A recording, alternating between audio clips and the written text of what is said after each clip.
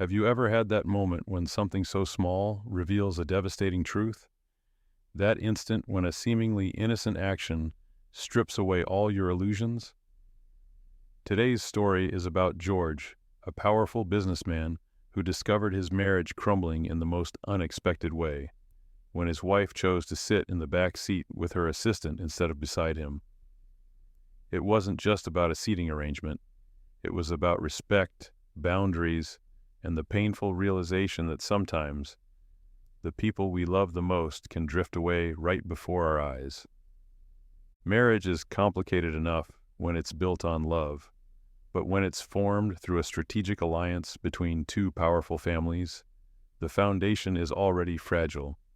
George and Willow's story shows us how quickly things can unravel when trust is broken and respect is lost. How one small boundary crossed leads to another until there's no turning back. So settle in as we uncover the painful journey of a man who thought he had everything figured out, only to watch his carefully constructed world collapse when his wife chose someone else's company over his. This is a story about pride, betrayal, and the devastating consequences of crossing lines that should never be crossed. That day started like any other. I had been looking forward to our evening together, an auction where I planned to bid on an antique jade pendant for Willow. She had always appreciated the finer things in life, and I wanted to surprise her with something special. Our marriage wasn't based on love, not initially at least. It was a strategic alliance between our families, the Wangs and the Luce, two powerhouses in the business world. But over time, something had changed between us.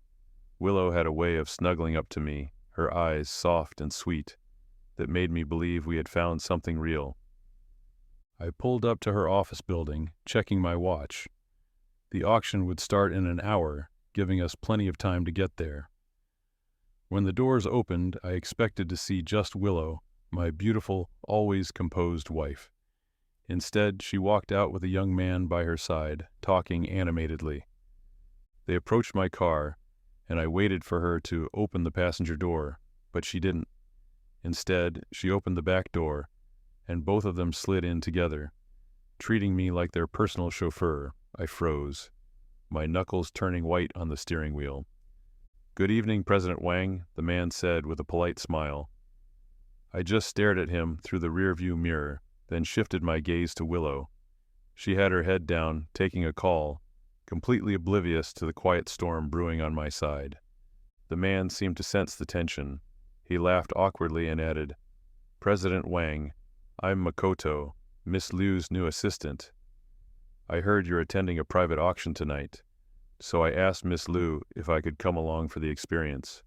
Don't worry, I promise I won't get in the way." My heart sank like a stone. I knew Willow all too well, cold and distant with others, especially men, but affectionate with me behind closed doors. We got married through calculation, not passion. But once we were official, she changed. She used to say, "Hubby, once I married you, I became your wife. We're one. You can only be good to me."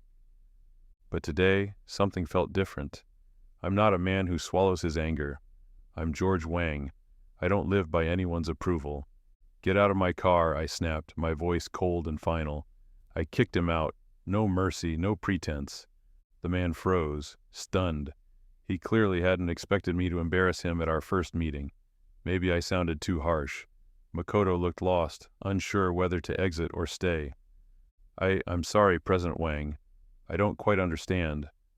His voice trembled, anxious and confused, his eyes instinctively darting to Willow for help. Just then, Willow finished her call and looked our way. She realized I was angry. A flicker of displeasure crossed her face, but she pressed her lips together and said nothing, pretending not to hear as she quietly fastened her seatbelt. One pretended to be clueless and refused to get out. The other acted deaf and chose silence. I was about to explode. "What, you two think I'm your driver now? You don't understand plain English?" The atmosphere inside the car dropped to freezing. Makoto was so frightened he didn't dare speak again. Willow frowned slightly and gently tried to calm me down. "If you're not in a good mood today, maybe we should just go home." In the rearview mirror, I saw the embarrassment on Makoto's face. I was so fed up that I got out of the car, walked to his side, and yanked open the door. "Makoto, right? I'm not in the mood for auctions or pointless talk. I'll say it one last time. Get out. Don't make me drag you out myself." Makoto clenched his jaw and turned to Willow, but she didn't say a word. Just pouted and scrolled through her phone like she was sulking. Defeated, the man had no choice but to get out of the car, looking crushed. Willow would never embarrass me in front of outsiders. She's always been good at controlling her emotions. So when she said we should go home, I understood. That was our long-standing unspoken rule. If there's a problem, we deal with it at home. On the drive back, Willow finally broke the silence. "Makoto just graduated college. He's new to the real world. Why take it out on him? He didn't mean to treat you like a chauffeur just by sitting in the back." I replied blankly, "This is the first time." Willow blinked, confused. "The first time for what?" "All these years, this is the first time I've seen you get that close to another man. You say he's just young and clueless, sitting in the back seat. Then why were you sitting back there with him?" That's when Willow finally realized what I was really upset about. Everyone in our circle knows how incredible Willow is. She's had countless admirers, but she always kept herself clean, and before me, she never dated anyone. Willow gave a soft smile and shook my arm playfully. Didn't think I'd ever see my husband jealous. Then she tiptoed up to kiss me, apologizing in a coy, gentle tone. "I'm sorry, it really was my oversight, but he's just a colleague, nothing more, and nothing will ever happen between us." She looked up at me, her gaze sincere and steady as she made her promise. But I'm not stupid. Even though I'd only met Makoto once, I could tell this guy definitely had feelings for Willow. I thought giving him a hard time the first time we met would be enough. I was wrong. The next day, I discovered that the jade pendant I'd secretly bid on through an agent at the auction had somehow ended up in Makoto's hands. David, Liu Corporation's executive assistant, sent me a photo along with a screenshot from WeChat. In the photo, the antique jade pendant was resting in Makoto's palm. He wasn't just holding it, he was flaunting it. His eyes were cold, but his lips carried a smug little smile. That expression screamed satisfaction, the kind of glee you get after revenge. Clearly, after the humiliation he suffered yesterday, someone had decided to make it up to him. The WeChat screenshot showed a post from Makoto's feed. "Thanks to Big Sis Willow for the soul-soothing wisdom. She told me, if you work hard enough, what's meant for you will come. Time to stay strong and win myself a rich, classy goddess and reach the top of life. Yes, ma'am, my lady boss." Followed by a string of muscle flex emojis. In that moment, I swear I could feel my blood turning to ice. As much as I hated to admit it, he'd successfully gotten under my skin. It felt like someone had cracked a precious jade I cherished. The feeling was disgusting and strange. For a second, I actually wanted to hop into my Lamborghini and drive straight to him just to slap him across the face, twice. But when I looked at my own hands, I realized how cheap it'd be to get worked up over some low-level nobody. So instead I called Alex, the guy who sold the jade. Alex sounded ecstatic on the other end of the line. "President Wang, don't you worry. Even if I have to dig out the whole damn Kunlun mountain, I'll find you enough jade. I'll send everything to you today." That very same day, before work even ended, every single employee at Liu Corporation's headquarters, except Makoto, received a lavish gift from me, a jade pendant worth 200,000 yuan. Men got guanyin, women got Buddha, 46 people in total. It wasn't as rare as the antique piece from the auction, but what mattered was equality.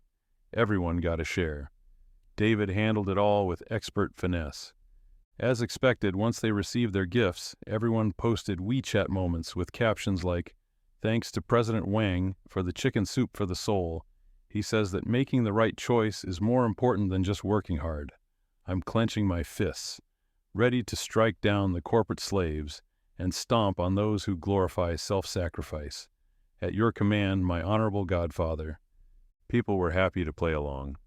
A few secretaries and executive office staff, always the heart of company gossip, were grinning ear to ear, posting stories and pics with their new jade bling. Some clever ones even added their own spicy touch to the captions. As long as the medical bills are covered, I'll fight wherever President Wang points. Secretaries and assistants might not have much real power in the company, but their word-of-mouth influence? Absolutely terrifying. In less than half an hour, everyone in the company knew that President Wang had just gifted 200,000 yuan worth of jade to everyone. Everyone, except Makoto. The office gossip machines were already spinning at full speed. Two colleagues sitting next to Makoto glanced over at him and snickered meaningfully. Makoto's face turned ghostly pale. He was practically squirming in his seat, looking like he'd been publicly humiliated. Clutching the antique pendant tightly, he stood up and rushed off to the bathroom, with laughter trailing behind him like smoke. Acting on impulse, he ended up returning the pendant, untouched. Willow had just finished a call with her father when she turned around and saw Makoto frowning as he handed the pendant back to her. "What's wrong?" she asked, puzzled. Makoto let out a long sigh and shook his head, looking disappointed. "Miss Liu, you should return this. I really can't accept it." Willow didn't fully understand what was going on, but her instincts told her something had definitely happened. She didn't press him. She just stood quietly, watching him.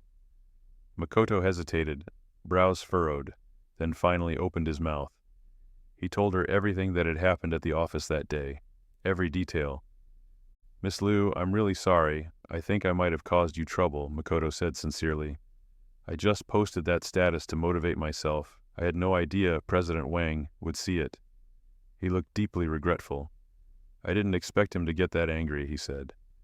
Then more seriously, "Miss Liu, I want to go apologize to President Wang in person. I want to explain it properly." Willow figured. Someone in the company must have been gossiping again. There was nothing between her and Makoto, but some people just loved to stir the pot, and now I had caught wind of it. "That's just too much," Willow muttered, frustrated. That evening, Willow came with Makoto to see me. The man was clearly nervous, eyes darting everywhere but mine. Willow pressed her lips together and said, "Makoto wanted to come talk to you, clear the air face to face." She tucked a lock of hair behind her ear. "Honey, Makoto's just a colleague. I only gave him the pendant you got me because of what happened yesterday. It was just a gesture, to make peace with you, nothing more." I popped a few peanuts into my mouth and took a sip of baijiu. Makoto bowed deeply. "I'm sorry, President Wang," he said. He looked absolutely terrified, like he'd walked into a disciplinary hearing. "President Wang, please don't take it the wrong way. It's my first time receiving something so valuable. I got excited and let it get to my head. If I did anything to upset you, just tell me. I'll fix it, I promise." I took another sip and said, "Makoto, right?" He nodded slowly, sneaking a glance at me like a student waiting for a teacher's approval. Looking at this green little punk trying to act like he could square up with me, I couldn't help but find it hilarious. "I'm not your teacher, and I'm not your boss. I don't have time to teach you how to behave, but Willow is my wife. So if I find out anyone's crossing the line with her, I won't let that slide. Got it?" Makoto clearly wasn't used to someone this direct. His face went pale with embarrassment. Willow grabbed my arm. "Honey, you're overthinking it. There's no way something like that would happen." She knew my personality, and what I was capable of, even if she didn't agree with how I handled things. She understood where I was coming from. That's why she didn't argue. Instead, she let Makoto come and apologize. It was her way of lowering the tension, of asking me to let this go. We were both smart people. Sometimes even just a look was enough to understand each other. "I get it," I said. I decided to give Willow a chance. After all, she really hadn't cheated. And the business ties between the Wang and Liu families were too deep. Divorce would cost far too much. "But there won't be a next time," I added. "Whoever it is, I won't tolerate it again." "You didn't have to deal with Makoto like that," Willow said, as we were getting ready for bed. I replied, "Even if I was wrong, you should have told me first, not made a decision on your own." I looked at her through the mirror, watching her comb her hair in front of the vanity. "You knew that pendant was a gift from me, and yet you gave it to someone else. Am I not justified in being angry?" I didn't want to think about it. What if someone as beautiful as Willow was tainted? Would I still love her the same way? Willow finished with her hair and walked to the bar, pouring herself a glass of iced water. She pouted slightly. "Makoto couldn't sleep all night because of your misunderstanding. This morning he looked so worn out, so I just gave him the pendant to say sorry on your behalf." Not a single flaw in her explanation. I stared at her in silence, cold and calculating. The cost of that jade wasn't much to me. Sure, it could be given away casually, but it wasn't about the money. It was about why him and why apologize for me. Willow leaned her chin into her palm, tapping her cheek gently with her finger, waiting for me to respond. This was the first time we'd had emotional conflict over a third party. Our upbringing and sense of dignity had both left us exhausted by this sort of thing. We were people who cared about appearances. I frowned and said, "Willow, I love you." She paused, her fingers stilling. Clearly, she hadn't expected me to say that. "I love the part of you that's pure and untouched," I continued. "That's what sets you apart from others. You used to be so firm about boundaries, always keeping a respectful distance from men. You had a sort of emotional cleanliness and you wanted a clean marriage. As for me, you know what I was like. I wasn't always that kind of man. But your values changed me. That's why we've always shared the same vision for life." I paused. "I hope your marriage never reaches a crossroads." "I didn't," Willow whispered, her voice full of hurt. Willow was a smart woman. She understood what I meant. So she cut Makoto off completely. She was embarrassed, so she had her father transfer him to another department. And just like that, Makoto, once an intern with potential, was reduced to the most basic grunt work. He used to get opportunities to go on business runs with senior staff. Now, David didn't even put him on the schedule. I didn't ask anyone to mess with him. But things like this don't need instruction. People know how to kiss up and step down. Leaders made things hard for him. He got excluded from the workflow. In less than 2 weeks, Makoto couldn't take the pressure anymore. He looked exhausted and constantly made mistakes at work. The turning point came after a department meeting. That day, Makoto was publicly reprimanded for a mistake. One leader after another took turns tearing into him, not just criticizing his performance, but attacking his morals, his character. The tone was vicious, relentless. They didn't even give him room to breathe. The team leader sneered, waving a file folder. "You see this line? For most people, it's the moral baseline. For you, that's like asking a saint to set the standard." Makoto kept his head down, quietly owning up to his mistake. His shoulders trembled slightly. It looked like he was nailed to the spot. And just then, Willow walked in. She'd come to the procurement department to pick up some files. The moment he saw her, Makoto grew visibly flustered. He rubbed his forehead, trying to mask the awkwardness. But Willow didn't move. She stood silently in the doorway, just watching him. In that moment, that gaze, coming from someone he admired, completely shattered his pride as a man. "Miss Liu," he muttered, his face flushed red. There was no performance, no act. Willow had always been the sun he could never reach. Now, broken and humiliated, he'd nearly given up on trying. And to have her witness his downfall, that was the final blow. He stood up suddenly, kicked over the chair, shoved past Willow, and stormed out the door. Half a month. That's all it took to turn the bright, confident Makoto into a shadow of himself. That night, Willow lost her temper for the first time since we got married.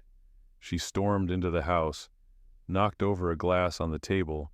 It shattered, water spraying across the surface. She yelled, "Why won't you leave him alone, George? I've respected you, loved you. I've tolerated again and again your insults and cruelty toward him. What do you get out of bullying someone weaker than you?"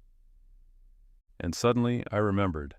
Back when Willow was studying abroad, her younger brother, still in middle school, had committed suicide after being bullied at school. It was a scar that had never healed, a trauma she hated with every fiber of her being. She said, "George, you disgust me. If you keep treating people like this, I won't just stand by and watch anymore." I stood there in stunned silence, watching the woman in front of me, hysterical, screaming. For the first time since we got married, Willow lost control because of another man. The feeling was awful, like shattered glass, like spilled water that couldn't ever be gathered again. Willow brought Makoto back, despite David's objections, and even fired David without her father's consent. She confronted him head-on, saying, "We Liu family don't need a traitor like you. Who are you really working for?" David could be quite stubborn when it came to certain things. He replied, "First of all, I'm the president's assistant. You don't have the authority to fire me. Second, miss, I'm working for you. Some matters I'll communicate privately with President Wang, but only personal matters." Willow slammed the duty roster down in front of him.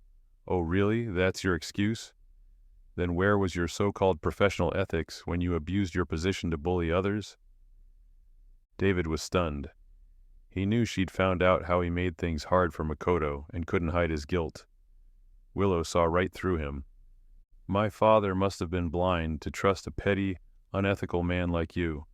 Using your role to sabotage colleagues, how do you still have the nerve to stay in Liu Group?"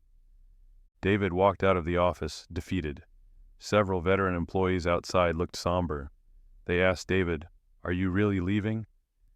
David forced a faint smile. "Yeah, I'm leaving. Take care, guys. See you around in this crazy world." Willow and I entered a cold war, something that had never happened before. She moved into a hotel. Makoto, now her assistant, came by to pick up her clothes and cosmetics. Seriously, Willow gets so dramatic when she's mad. No one is safe. The housekeeper had already received a call and packed all of Willow's daily necessities for her. Makoto seemed to have been scared straight by me. He took the suitcase from the housekeeper and quietly left in a taxi. Before leaving, he said, "Miss Liu asked me to give you my number. She said if you ever need anything, feel free to contact me." I chuckled. "There's nothing to contact. Tell her to stay as far away from me as possible."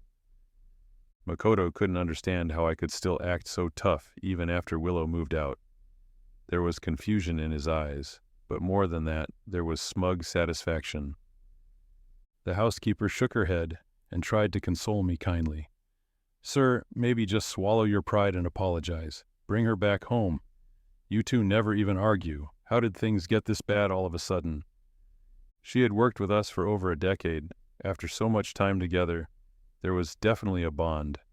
And Willow, she was probably waiting for me to admit I was wrong and go pick her up, right? Ridiculous. Why should I apologize? Willow never came back. Makoto, on the other hand, was living it up, posting updates every day. And they were always about Willow, driving luxury cars to pick her up for work, posting private equity event invitations, photos with industry big shots. Basically, anything he could flaunt, he flaunted. Not a single chance wasted. Every post easily racked up over 100 likes. Someone even suggested in the comments that he start a live stream to show what high society life really looked like. A few mutual friends sent me screenshots of his posts with a simple question mark. One joked, "Want to know where Willow is these days? Just check his feed and you'll get a pretty good idea." We're all smart enough to read between the lines. No one said too much. Willow and I used to attend every event together.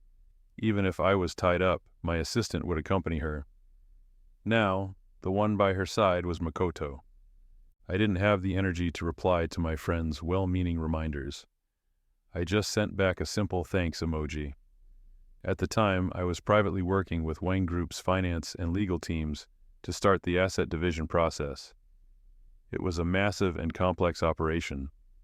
Because of the marriage alliance, our two companies held shares in each other. And then there was the family trust I managed. Properties, precious metals, stocks, ships. The list was endless. Some overseas properties I couldn't even recall until I saw the deed in photos. Sorting through all of it was incredibly time-consuming. That day I got a call from Willow. She said, "Mom wants us to come over for dinner." I replied, "Okay." We acted like nothing had happened. Business as usual. The driver picked Willow up from the airport first, then came to get me, and we headed to the Liu family house together. Willow and Makoto sat in the back again, leaving the front seat for me. Makoto's smug satisfaction was written all over his face. Honestly, the whole scene was almost comical. This time, though, I said nothing, and calmly accepted the passenger seat. Willow rolled her eyes and turned to stare out the window. Makoto was as talkative as ever, but there was a new air of maturity about him. He smiled and said, "President Wang, we just got back from Manhattan today. Madame Liu wanted to see Willow, so I dropped by to bring some gifts and pay my respects." I didn't respond, just closed my eyes and leaned back in my seat. Makoto quickly realized he was being ignored. Willow pressed her lips into a thin line and remained silent the entire ride. Madame Liu looked surprised when she saw Makoto. Makoto greeted her smoothly and introduced himself. He clearly had a knack for flattery. In just a few minutes, he had Madame Liu laughing heartily. At the dinner table, he chatted with her in a humorous tone, sharing some amusing stories from work. She smiled and nodded with satisfaction. Then she asked about Willow's life lately. Makoto naturally took over the conversation like he belonged there. The atmosphere at the table began to shift. Makoto, who had been talking so confidently, suddenly realized he'd crossed a line and fell silent awkwardly. At least he wasn't completely clueless. Talking about daily life, that's a topic reserved for spouses. Madame Liu wasn't a fool.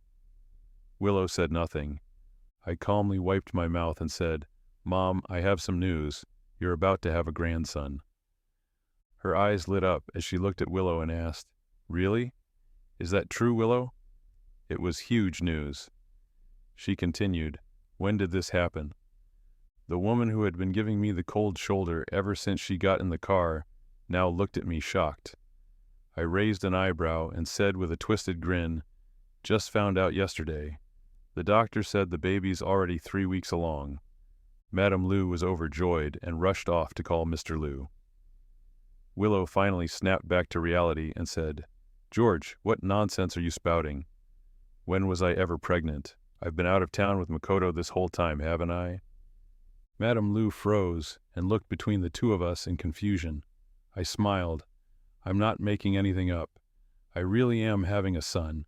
Had a top OB/GYN professor check everything. Mother and baby are both healthy." I emphasized the words, "I really am having a son." That's when Willow got it. It wasn't we who were having a child. It was me. I was having a son.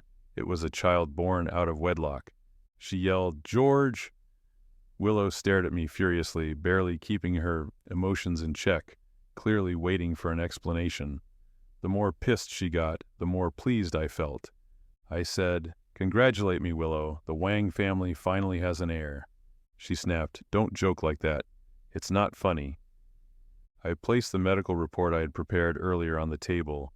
I said, "Unfortunately, it's not a joke. While you and Makoto were off on your little honeymoon, I was bored, so I spent my nights with different girls."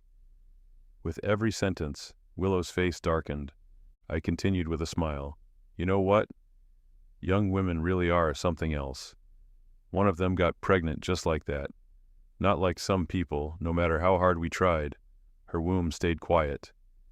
The next second, she went ballistic, sweeping everything off the table in one wild motion. Dishes and glasses crashed to the floor. She screamed, "Shut your mouth." I ignored her rage. I asked, "Willow, how does it feel getting cheated on?" Willow never expected it, that I would so brazenly announce to the world that I had a mistress, and that she was already pregnant. She bit her lip and said, "I never cheated on you." Her voice trembled, and her eyes turned red. Clearly this news had hit her hard. She said, "It was always just work. There was never any boundary crossed. I never had an affair." I couldn't be bothered to listen to her excuses. I said, "Work, huh? Makoto's been flaunting your cozy moments all over his feed. Are you blind or just pretending not to see it? Even our friends noticed something was off and warned me, and you still don't think that crossed a line? He's out there taking you to watch the moon and stars, so why can't I have a little philosophical pillow talk with some other women?" Willow, for once, actually cried. But I wasn't moved. If anything, I felt a little disappointed. I said, "What a pity, Willow. I should have brought one of those girls here and introduced her to your mom. Maybe then I'd match your level of provocation today." Willow couldn't process it. In her mind, she and Makoto were completely innocent. Their conversations were strictly work-related, and even those had become rare. She had only wanted to use Makoto to try and influence me, to soften me, make me less domineering. She had no idea how it had spiraled into this. Until this moment, she had truly believed her marriage was solid and happy. At the Liu family table, Makoto jumped in to defend himself. "President Wang, there's nothing going on between Willow and me. Madame Liu and I spoke on the phone a few times. I only took this opportunity to visit because it made work easier. To me, it was all just part of the job. You've never worked for someone else, so you don't know the grind. As her assistant, I have to cover everything. But between Miss Liu and me, there has never been even a hint of crossing the line." Makoto looked calm, like he had nothing to hide. I curled my lips into a smile. "Oh, really? Since we're talking about covering everything. Since the first day you sat next to Willow, made me drive you two around, and even today had me sit in the front seat again. Is that your idea of covering everything? Or did you feed it all to the dogs?" I didn't hold back in exposing him. Makoto went silent, unable to respond. And I didn't let Willow off the hook either. I said, "Speaking of assistants who cover everything, let's talk about David. Same role, right? Did he ever make your dad drive him around? Sit next to your mom? Did he ever take care of your mom at a hotel? You said your dad was blind for trusting David. Well, if that's blindness, then you must be brain damaged." Willow's breathing became ragged, her eyes starting to turn red at the corners. I said, "Let's get a divorce, Willow." Willow followed me home. Makoto stayed behind at the Liu family house. Since the Cold War started, this was the first time she'd come back, but the home we once shared had already been mostly cleared out by me. Even the live-in housekeepers had been dismissed. Willow stopped in her tracks, stunned. This place we had lived in together for 3 years now felt completely unfamiliar. Only now did she realize I had been planning the divorce all along. Eyes red with disbelief, she clung tightly to my arm. "George, I didn't cheat," she said. Her voice, soft and full of pain, rang in my ears. She said, "Let that woman get rid of the baby. Let's start over, please." I almost laughed. I shot back mockingly, "Are you out of your mind? That's my son. Why would I have him aborted?" My calmness seemed to stab her right in the heart. She pressed her lips together and said, "I didn't do anything wrong. You know that." I yanked my arm out of her grip. "Yeah, I know. You're still clean. But what good does that even do anymore? You had Makoto come to our house to pick up your things. You knew that would piss me off. You brought him to every public event. We both knew how that would look. You knew all of this. And still you did it. You let him provoke me, humiliate me, push me until I had to give in. You said I was abusing my power. But Willow, did you ever stop to see how that so-called victim kept testing my limits over and over?" I sighed, thinking back on everything, wondering how a marriage I thought was solid had crumbled so easily. I asked, "You know he likes you, right? I warned you a long time ago, Willow. There's nothing more destructive than knowingly choosing to ignore the danger." Willow trembled, barely able to stand. Her voice was barely a whisper. She choked out, "I'm sorry, honey. He reminds me of my little brother. I was scared you'd turn into someone I couldn't stand." She sobbed. I never had any feelings for him. Watching her cry like that, my heart felt nothing. Maybe she really was innocent, but I wasn't interested in continuing to invest in something where the risks clearly outweighed the returns. Willow refused to agree to a divorce. She even went out drinking at a bar and almost got taken advantage of. When I got the call, I had no choice but to bring her home. She was drunk but not rowdy, quiet, almost lifeless, letting me move her around without resistance. But just as I was about to leave, she grabbed the cuff of my sleeve, her eyes reddening, and pleaded softly, "Honey, can we not get divorced? If you want to keep the baby, bring him home. I'm willing to be his mother." As for Makoto, big corporations have their own protocols and won't fire someone who hasn't done anything technically wrong. But Mr. Liu had clearly pushed him aside, isolating him. It was a clear signal to the outside world. This once promising young man, in just one night, had gone from the envy of everyone to the subject of private mockery. When Makoto came to find me, the confidence he once flaunted was completely gone. Gritting his teeth, he said, "The day I joined the company, I saw you." That opening caught me off guard. He continued, "I was the one serving you tea, standing by your side, waiting for your orders. But you just kept chatting with David and never once looked at me." His face twisted with bitterness as he sneered, "People like you, trust fund babies. If it weren't for work, I'd never even be in the same room as you. And you just happened to be born into the right family and got to marry Willow." That night after the auction, I opened the car door for Miss Liu like a gentleman, shielded her head with my hand as she got in, and her nose brushed the back of my hand. My breath caught for a second. "You know what she said?" She said, "Thank you, Makoto," and gave me this gentle smile. I've remembered that smile ever since. Makoto seemed to be lost in the memory, basking in it. I waved the waiter over and ordered a coffee for him too. My calm and indifferent response only made the red in his eyes deepen. His hatred burned hotter. Through gritted teeth he said, "What right do rich boys like you have to look down on people like me?" Makoto stared at me, full of contempt. "You don't even deserve Willow's love." I frowned and replied, "Oh really? Then did you ever get it?" I stayed composed, watching him fall apart, so full of childish emotions, yet desperately trying to look mature. He said, "Isn't it because I was about to win her over? Otherwise, why would you suddenly crack and ask for a divorce?" I replied slowly and clearly, "Because I had an affair and got the woman pregnant. You knew that, didn't you?" You... Makoto was practically choking on his own fury. His emotions were spiraling. He shouted, "You think just because you have money you're better than everyone else? Let's call it what it is. You're nothing but a spoiled brat who lives off daddy's money. You can't even keep it in your pants. A walking scandal. You really think Willow would want to stay with someone like you?" The next second, smack. I slapped him hard across the face without hesitation. I said, "First of all, yes, being rich is a big deal. Second, whatever piece of trash you are, at least I can have kids. As for you, that's questionable. And third, that slap, I've wanted to give it to you for a long time, dumbass." Under pressure from the Wang group, Willow finally agreed to a peaceful divorce. Both families held shares in each other's companies, and the strategic partnerships had been mutually beneficial from the beginning. Our fathers saw no reason to alter that arrangement. The division of premarital assets was clear and uncontested. Neither of us raised any objections. Even our shared finances after marriage were neatly sorted out by me. Willow signed the papers calmly.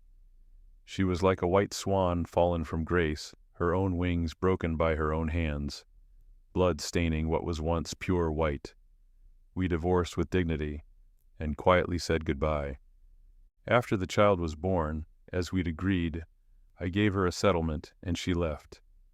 My mom kept pressing me about the baby's mother. I never told her. There was really no need. We each got what we wanted.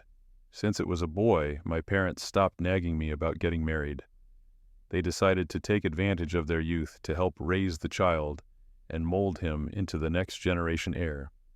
As the little guy grew, he began to look more and more like me. Freed from the bonds of marriage, I lived these past few years however I wanted. I dated a few young and beautiful women.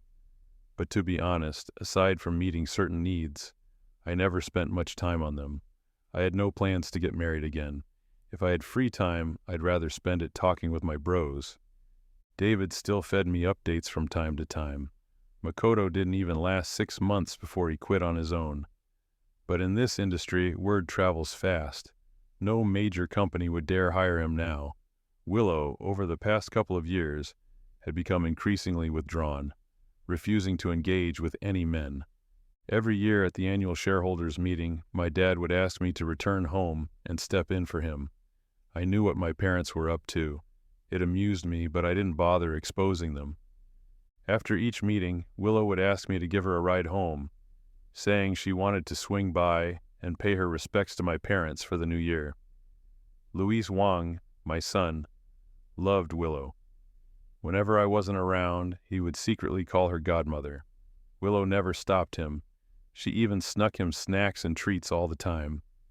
During the new year, I stayed in the country with my family. Willow would just hang around our house, refusing to leave. One day, she asked if I ever thought about getting back together. I turned her down.